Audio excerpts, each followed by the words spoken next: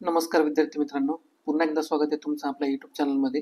आणि आपली जी नवीन इनिशिएटिव्ह आहे कन्सेप्ट्स इन 5 मिनिट, तर त्याच्यामध्ये आपण सोशलिस्ट किंवा त्याला सोशलिझम असं म्हणतो त्याच्याबद्दल आज जाणून घेणार आहोत.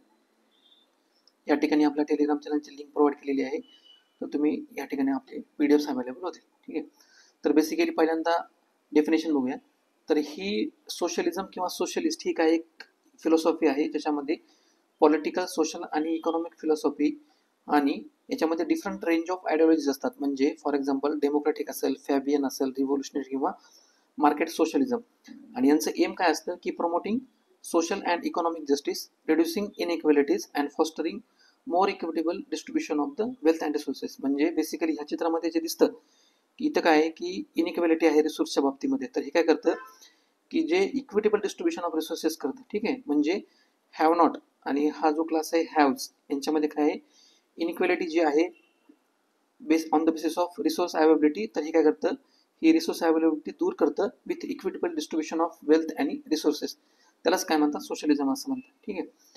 तर याचं जर बॅकग्राऊंड असं बघितलं तर इंडियामध्ये ज्यावेळेस इंडियन कॉन्स्टिट्यूशन फॉर्म झालं तर असं एक्सप्लिसिटली मेन्शन करण्यात आलेलं नव्हतं की सोशलिस्ट प्रिन्सिपल किंवा सोशलिझम. पण 42nd कॉन्स्टिट्युशनल अमेंडमेंट ऍक्ट जो आहे 1976 तर त्याच्यामध्ये काय की प्रियांबलमध्ये सोशलिस्ट हा वर्ड आपल्या ऍड करण्यात आलेला आहे. ठीक आहे. आणि काँग्रेसचं जे अवधी सेशन झालं होतं 1955ला, तर त्याच्यामध्ये त्यांनी काय केलं होतं सोशलिस्ट पॅटर्न ऑफ सोसायटी, तर यांचं त्यांनी एक गोल अचीव करण्यासाठी प्रयत्न केला होता. ठीक आहे. आणि इंडियामध्ये जर सोशलिझम बघितलं तर हे बेसिकली हे ब्लेंड आहे कशाचं मार्क्सिझमचं आणि गांधीयन फिलॉसॉफी जे आहे तर त्यांचं ब्लेंड आहे. आणि मोर इन्क्लिनेशन जे आहे ते कशाबद्दल आहे गांधीयन फिलॉसॉफी. ठीक आहे. तर इंडियन सोशलिझमला हे ब्लेंड का म्हणलेलं आहे मार्क्सिझम आणि गांधीझमचं, तर बेसिकली याच्यामध्ये काय ज्या मार्क्सच्या आयडिया आहेत म्हणजे for example economic inequality, state control of की इंडस्ट्रीज असतील ते, आणि गांधीयन प्रिन्सिपल जे असतील म्हणजे जसं की non violence, social harmony, decentralisation किंवा व्हिलेज डेव्हलपमेंट, तर ह्यांचा मिक्स आहे आपल्या सोशलिस्ट प्रिन्सिपलमध्ये. ठीक आहे. म्हणून त्याला काय म्हणलेलं आहे की Indian socialism is a blend of Marxism and Gandhism. तर बेसिकली याचे जर की अस्पेक्ट्स बघितले तर याच्यामध्ये काही इम्पॉर्टंट अस्पेक्ट्स तर आपण ते बघूया. पहिल्यांदा काय हे सोशलिझम काय सांगतं की कलेक्टिव्ह ओनरशिप. ठीक आहे. म्हणजे की इन्स्टेड ऑफ प्रायव्हेट ओनरशिप, तर हे काय रिप्रेझेंट करतं कलेक्टिव्ह ओनरशिप. आणि कसं करतं की through means of production, distribution and exchange in contrast to the private ownership. म्हणजे जे कॅपिटलिस्ट सोसायटी असतात त्याच्यामध्ये काय असतं की प्रायव्हेट ओनरशिप असते आणि त्याचं कॉन्सन्ट्रेशन झालेलं असतं कोणाकडे कॅपिटलिस्ट लोकांकडे. त्याच्या अगेन्स्ट सोशलिझममध्ये काय सांगितलं जातं कलेक्टिव्ह ओनरशिप सांगितलं जातं. नेक्स्ट आपला पॉईंट आहे इकॉनॉमिक इक्वॅलिटी. तर हे इकॉनॉमिक इनइक्वॅलिटी कसं एम्फासाइज करतात तर सोसायटीमधल्या ज्या इकॉनॉमिक इनइक्वॅलिटीज असतात तर त्यांना रिड्यूस करून ते इकॉनॉमिक इनइक्वॅलिटी आणण्याचा प्रयत्न करतात. ज्याच्यामध्ये काय असतं की जे रिसोर्सेस किंवा ऑपॉर्च्युनिटीज आहेत तर त्यांचं काय करतात फेअर डिस्ट्रीब्युशन करतात. नेक्स्ट आहे इकॉनॉमिक प्लॅनिंग. तर बेसिकली मेनी सोशलिझम जे आहेत म्हणजे फॉर एक्झाम्पल आताच आपण बघितलं की फॅबियन सोशलिझम असेल, इको सोशलिझम असेल किंवा डेमोक्रॅटिक सोशलिझम असेल, तर ते कशाच्या फेवरमध्ये काम करत असतात की असे रेग्युलेशन्स आणि इकॉनॉमिक प्लॅनिंग करायची की ज्यांना काय होईल माहिती आहे का वेलफेअर ऑफ कम्युनिटी होईल. ठीक आहे. रिड्यूस पॉवर्टी आणि ज्या सोशल सर्व्हिसेस आहेत म्हणजे फॉर एक्झाम्पल एज्युकेशन आणि हेल्थच्या रिलेटेड, तर त्या ऑल सेक्शन्स ऑफ सोसायटीला त्या रिच होतील. नेक्स्ट आहे डेमोक्रॅटिक सोशलिझम. बेसिकली यांना इंडियन सोशलिझम असं पण म्हणतात. याच्यामध्ये काय असतं की जे सोशलिझमचं जे गोल आहे म्हणजे फॉर एक्झाम्पल सोशल आणि इकॉनॉमिक इनइक्वॅलिटी आहे, तर ती कशी अचीव करायची डेमोक्रॅटिक प्रिन्सिपल म्हणजे आताच आपण बघितलं गांधीयन प्रिन्सिपल जे आहेत नॉन व्हायलन्स असेल किंवा डिसेंट्रलायझेशन असेल, तर यांनी काय करायचं डेमोक्रॅटिक सोशलिझम अचीव करायचं. नेक्स्ट आपला पॉईंट आहे मिक्स्ड इकॉनॉमिक. तर बेसिकली हे जे इंडियाचं जे सोशलिझम आहे त्यालाच आपण काय म्हणतो डेमोक्रॅटिक सोशलिझम. तर हे कशाचं फीचर आहे हे मिक्स इकॉनॉमीचं फीचर आहे ज्याच्यामध्ये पब्लिक आणि प्रायव्हेट सेक्टर जे ते इक्वली कोएक्झिस्ट करतात आणि त्याच्यामध्ये काही प्रमाणामध्ये स्टेट इंटरव्हेन्शन असतं आणि त्याचं रेग्युलेशन सुद्धा असतं कशासाठी to promote social welfare and reducing inequalities. म्हणजे कॉन्सन्ट्रेशन ऑफ जी वेल्थ आहे तर ती रिड्यूस करण्यासाठी काय केलं जातं स्टेटचं इंटरव्हेन्शन आणि रेग्युलेशन केलं जातं. नेक्स्ट पॉईंट आहे आपला लँड रिफॉर्म आणि डिस्ट्रीब्युशनचा.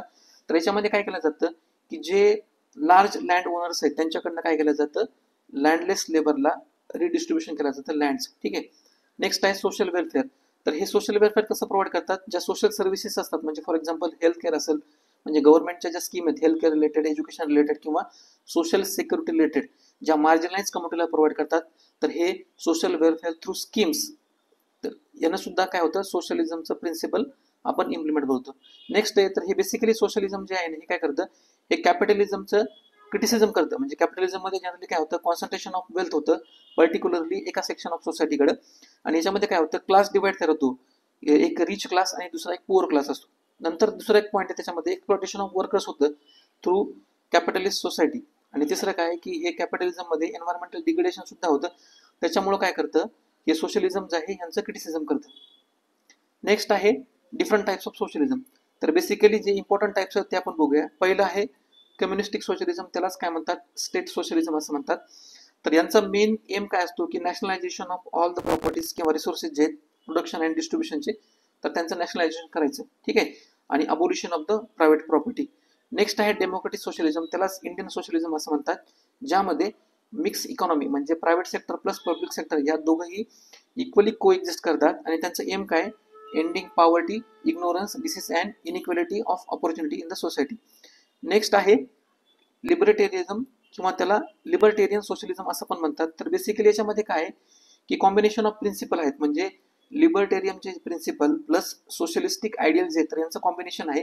लिबर्टेरियझमचे कोणते प्रिन्सिपल आहेत, म्हणजे फॉर एक्झाम्पल इंडिव्हिज्युअलला लिबर्टी देणं आणि ऑटोनॉमी प्रोव्हाइड करणं, तर हे लिबर्टेरियनचे प्रिन्सिपल आहेत. आणि सोशलिस्टचे कोणते प्रिन्सिपल आहेत, कलेक्टिव्ह ओनरशिप आणि इकॉनॉमिक इक्वेलिटी.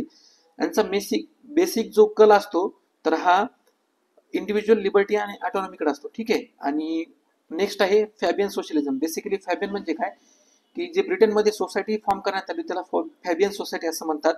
आणि यांचा मेन सपोर्ट कशाला असतो की gradual transition of socialism through the democratic process, म्हणजे इंडियन कॉन्स्टिट्यूशन मध्ये ज्या मीन्स सांगितलेल्या आहेत थ्रू डेमोक्रेटिक प्रोसेस, तर त्यानं सोशलिझम अचीव्ह करणं, म्हणजे फॉर एक्झाम्पल एज्युकेशन असेल, रिफॉर्म असेल, त्याच्यामध्ये डिसेंट्रलायझेशन असतील, तर यांना अचीव्ह करणं. अगेन्स्ट रिव्होल्युशनरी, म्हणजे हे रिव्होल्युशनरीला काय करतात, फॅबियन सोशलिझम हे अपोज करतात, ठीक आहे. नेक्स्ट आपला आहे कॉन्स्टिट्युशनल प्रोव्हिजन, म्हणजे सोशलिझमच्या रिलेटेड काही इम्पॉर्टंट कॉन्स्टिट्युशनल प्रोव्हिजन्स आहेत, तर आपण ते बघूया. आपण रिसेंटलीच बघितलं की प्रिअम्बलमध्ये डायरेक्टली सोशलिस्ट हा word 42nd constitutional amendment 1976 add करण्यात आला. नेक्स्ट आहे directive principle of state policy, तर हे पार्ट 4 मध्ये इन्क्लूड होतात. आणि याच्यामध्ये काय की बेसिकली जे डिफरंट आर्टिकल्स आहेत, म्हणजे for example सेक्युरिंग the social order for promotion of the welfare of the people, जे आर्टिकल 38 सांगतं, म्हणजे काय welfare of the people. Next आहे आर्टिकल 39, बेसिकली हे काय सांगतं की प्रोव्हाइडिंग ॲडिक्वेट मीन्स ऑफ लाईव्हलीहुड्स. आणि नेक्स्ट आहे आपला आर्टिकल 42, तर बेसिकली हे काय सांगतं, economic and social justice, सेक्युरिंग just and human condition, तर हे काय रिप्रेझेंट करतात, सोशलिस्टिक प्रिन्सिपल रिप्रेझेंट करतात. नेक्स्ट आहे आपलं फंडामेंटल राईट्स.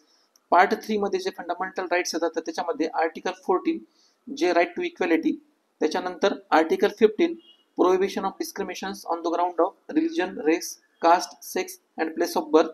आणि नेक्स्ट आहे आर्टिकल 17 जे अबोलिशन ऑफ अनटचेबिलिटी, तर हे काय करतात, सोशलिस्ट प्रिन्सिपल जे ते रिप्रेझेंट करतात. नेक्स्ट आहे आपलं रिझर्वेशन पॉलिसीज. गव्हर्नमेंट काय करतं की डिफरंट जे कम्युनिटीज आहेत, सोशली आणि एज्युकेशनल बॅकवर्ड कम्युनिटीज किंवा शेड्यूल ट्राईब्स किंवा शेड्यूल कास्ट, तर यांना काय करतं, रिझर्वेशन पॉलिसी प्रोव्हाइड करतं इन एज्युकेशन इन्स्टिट्यूशन आणि पब्लिक सर्व्हिसेसमध्ये. तर त्याचे जे प्रोव्हिजन्स आहेत article 15 sub clause 4, article 15 sub clause 5, article 16 clause 4, article 16 clause 4 आहे. तर हे काय करतं की डिफरंट रिझर्वेशन प्रोव्हाइड करतं एज्युकेशनल आणि सोशली बॅकवर्ड कम्युनिटीज किंवा शेड्यूल कास्ट आणि शेड्यूल ट्राईब्स, ठीक आहे. तर हे जे इम्पॉर्टंट कॉन्स्टिट्युशनल प्रोव्हिजन्स आहेत तर ते लक्षात ठेवा. थँक्यू.